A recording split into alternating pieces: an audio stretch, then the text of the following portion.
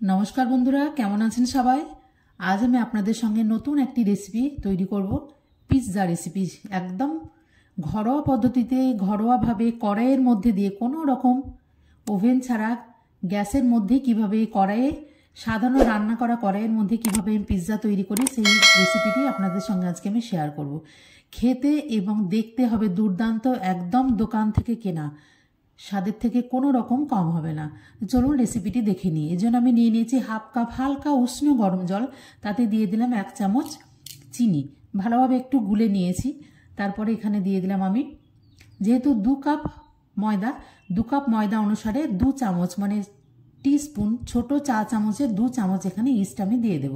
যদি 1 কাপ ময়দা দিয়ে করেন তাহলে 1 চামচ, ছোট চা চামচের 1 চামচ এখানে ইস্ট দিতে হবে। বেশি দিলে কিন্তু গন্ধ ছাড়বে, খেতে ভালো লাগবে না। তারপর এটাকে ভালোভাবে মিশিয়ে নিয়ে এটাকে 5 মিনিটের মতো ঢাকা দিয়ে রাখতে হবে। এদিকে যেহেতু এটা ভেজ পিৎজা, তার জন্য আমি কিছু পনির এখানে স্টাফিং করে নেব। তার জন্য আমি নিয়ে নিয়েছি এখানে জল ঝরানো টক দই। টক দইটা একটু জল ঝরিয়ে নেবার চেষ্টা করবেন, এতে সুবিধা হয়। এখানে আমি নিয়ে নিয়েছি আদা, কাঁচা লঙ্কা বাটা এবং একটু রসুন বাটা। তারপরে আমার লাগবে একটু রেড চিলি পাউডার, ধনে গুঁড়ো, জিরে গুঁড়ো, গরম মশলা গুঁড়ো, সামান্য যেসব বেসিক মশলা সেগুলো এখানে দিয়ে দেবো। আর দিয়ে দেবো সামান্যতম নুন এবং গরম মশলা, সব কিছু একটু ভালোভাবে এখানে মিশিয়ে নেবো মশলাগুলো। আর এখানে আমি প্রায় 100 গ্রাম মতো পনির নিয়েছি। পনিরটাকে আমি ভালোভাবে কেটে ছোট ছোট করে কিউব করে নিয়েছি। এই পনিরগুলো দিয়ে কিন্তু এখন মশলা দিয়ে খুব ভালোভাবে ম্যারিনেশন করে প্রায় আধ ঘন্টার জন্য এখানে রেখে দেবো। এদিকে দেখুন ইস্টটা কিন্তু প্রায় 5 মিনিট হয়ে গেছে। একটু এইভাবে যখন উপরটা একটু জালি জালি হয়ে যায়, বুদবুদ হয়ে যাবে, তখন জানবে যে ইস্টটা কিন্তু অ্যাক্টিভ হয়ে গেছে। তারপরে এখানে ওই পাত্রের মধ্যে আমি এখানে নিয়ে নিলাম 2 কাপ ময়দা। ময়দাটা দিয়ে ভালোভাবে একটু চামচের সাহায্যে প্রথমে মিশিয়ে নেব।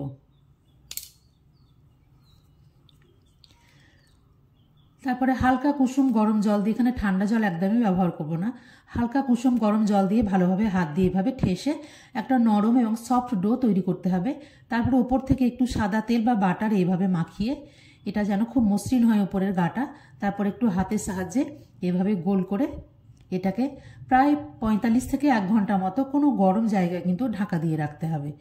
খেয়াল রাখতে হবে জায়গাটা যেন একটু গরম হয়। এদিকে একটা প্যান নিয়েছি আমি, তার মধ্যে দিয়ে দিলাম একটু পরিমাণে সাদা তেল, আর ম্যারিনেশন করা পনিরগুলো এর মধ্যে এবার দিয়ে দেবো এক এক করে। তবে একদমই এগুলোকে কম নাড়াচাড়া করতে হবে, তাহলে ভেঙে যেতে পারে।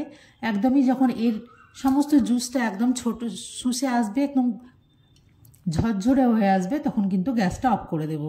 এদিকে আমার পনিরটা রেডি হয়ে গেছে, এদিকে ময়দাটা কিন্তু 1 ঘন্টা হয়ে গেছে। দেখুন কতটা ফুলে গেছে। এভাবে আরও একবার এর ভেতরের হাওয়াটা বার করে আরেকবার মেখে নেব। এভাবে হাতের সাহায্যে রগড়ে এটাকে মেখে নেব। এবার একটা ছুরির সাহায্যে বা হাত দিয়ে এটাকে 2 টুকরো করে নিতে হবে।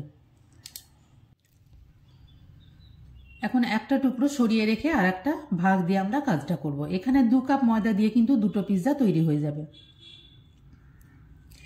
এবার ওপর থেকে একটু ভালো করে ময়দা, এখানে কিন্তু কোনো রকম তেল ব্যবহার করা যাবে না, একটু ময়দা ছড়িয়ে প্রথমে হাতের সাহায্যে একটু বড় করে নেব।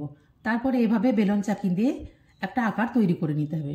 খুব বড়ও হবে না, খুব ছোটও হবে না, রুটির থেকে একটু বড় সাইজ করে আমি বেলে নেব। যে পাত্রটার মধ্যে পিৎজাটা তৈরি করব সেই পাত্র অনুসারেই কিন্তু এখানে মাপটা তৈরি করে নিতে হবে। এখানে আমি নিয়ে নিয়েছি বাড়ির সাধারণ একটা স্টিলের বাসন, স্টিলের থালা, তার মধ্যে একটু ময়দাটা ছড়িয়ে এবার তার মধ্যে কিন্তু বেলে রাখা রুটিটা দিয়ে দেব। হাত দিয়ে একটু ভালোভাবে চারিদিকটা সমান করে নিতে হবে।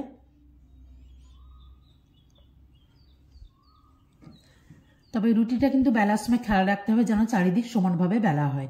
তারপরে হাত দিয়ে সমান করে নিয়ে একটা কাঁটা চামচ দিয়ে এভাবে একটু ফুটো করে দিতে হবে, তা না হলে কিন্তু এটা রুটির মতো একদম ফুলে যাবে। আর সাইডটা এইভাবে একটু মুড়ে দিতে হবে, ঠিক দোকান থেকে কেনাগুলো এইভাবেই মোড়ানো থাকে, সাইডটা একটু ফুলে থাকে। ঠিক এইভাবে সাইডটাকে মুড়ে দিলে এটা দেখতেও ভালো লাগবে এবং এর মধ্যে যে মশলাগুলো দেওয়া যাবে সেগুলো কিন্তু বাইরে চলে আসবে না। এবার এটাকে সাজিয়ে নেব, যত সুন্দর করে সাজানো যাবে সেটা কিন্তু দেখতেও খুব সুন্দর লাগবে, খেতেও ভীষণ সুন্দর লাগবে। এখানে আমি নিয়ে নিয়েছি পিৎজা সস। যদি আপনাদের কাছে পিৎজা সস না থাকে, বাড়ির সামান্য যে টমেটো কেচাপ, টমেটো সস, সেটাও কিন্তু আপনারা এখানে দিয়ে দিতে পারেন। এবার আমি এখানে নিয়ে নিয়েছি বাজার থেকে কেনা চিজ। এটা বাজারে খুব সহজেই 100 থেকে 150 টাকার মধ্যে কিন্তু আপনি কিনে যেতে পারবেন। একটা প্যাকেট কিনে নিলেই কিন্তু আপনার অনেকগুলো পিৎজা তৈরি হয়ে যাবে। এটাকে সাজাবার জন্য আমি নিয়ে নিয়েছি ঘরোয়া কিছু উপকরণ। নিয়ে নিয়েছি ক্যাপসিকাম, এখানে সবুজ ক্যাপসিকাম, যদি আপনাদের কাছে রেড বেল পেপার বা ইয়েলো বেল পেপার থাকে সেগুলোও কিন্তু দিতে পারেন। আর নিয়ে নিয়েছি কিছু পেঁয়াজ, পেঁয়াজগুলোকে এভাবে আমি একই মাপের করে নিয়েছি। আর এখানে দিয়ে দিয়েছি আমি টমেটো কুচি। এবার যে পনিরগুলো আমি রোস্ট করে রেখেছিলাম মশলার সমেত, সেই পনিরগুলো এবার এর মধ্যে দিয়ে দেবো, সাজিয়ে দেবো। আপনারা চাইলে এখানে আরও অনেক কিছু দিতে পারেন, কর্ন দিতে পারেন, আরও অনেক কিছুই দেওয়া যায়, কিন্তু যেহেতু এটা ঘরোয়া উপকরণ তৈরি, যেগুলো হাতের কাছে পাওয়া যায় সেগুলো দিয়ে আমি করার চেষ্টা করেছি। তারপর উপর থেকে আরও একবার একটুখানি চিজ ছড়িয়ে দেব।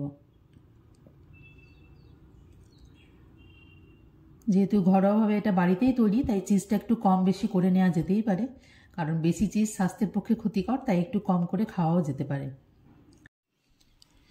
এবার এখানে দিয়ে দেবো সামান্য পরিমাণে অরিগানো এবং চিলি ফ্লেক্স। এগুলো কিন্তু আগেও দেওয়া যায় বা পিৎজা তৈরি হওয়ার পরে নামিয়েও কিন্তু এটা গরম গরম দেওয়া যায়। পিৎজা যেহেতু গরম গরম খেতে দারুণ লাগে, তাই গরম অবস্থাতে এগুলো কিন্তু দেওয়া যায়। এগুলো সাইডটা যেন একটু সুন্দরভাবে কালার আসে এবং ভালোভাবে যেন বেক হয়, তার জন্য আমি এখানে একটু বাটার অ্যাপ্লাই করে দেবো। না থাকলে কিন্তু আপনারা গরুর গরম করা দুধ বা ঠান্ডা দুধ এখানে অ্যাপ্লাই করে দিতে পারেন। এদিকে আমি আগে থেকেই কড়াইটা একটু গরম করে নিয়েছি। এবার খুব সাবধানে, কড়াইটা যেহেতু খুব গরম তাই সাবধানে সাঁড়াশি দিয়ে কড়াইয়ের মধ্যে বসিয়ে দেবো এবং এটাকে রেখে দেবো মিডিয়াম টু লো হিটে 20 মিনিট। একদম 20 মিনিটের বেশি কিন্তু এটা রাখা যাবে না, নইলে কিন্তু এটা শক্ত হয়ে যেতে পারে। আমার এই রেসিপিটি যদি আপনাদের ভালো লাগে আমার চ্যানেলটিকে অবশ্যই সাবস্ক্রাইব করবেন, লাইক, শেয়ার এবং কমেন্ট করবেন। এবং একদম 20 মিনিটের মাথায় দেখিয়ে বুঝতে পারবেন যেটা কতটা ফুলে গেছে। একদম সুন্দর কালার চলে এসছে। এটা যে এর মধ্যে যে বাটারটা দেওয়া ছিল, মাখনগুলো দেওয়া ছিল, সেগুলো কিন্তু খুব ভালোভাবে মেল্ট হয়ে গেছে। সুন্দর একটা কালার চলে এসছে। অবশ্যই ঘরোয়াভাবে এটা তৈরি করুন।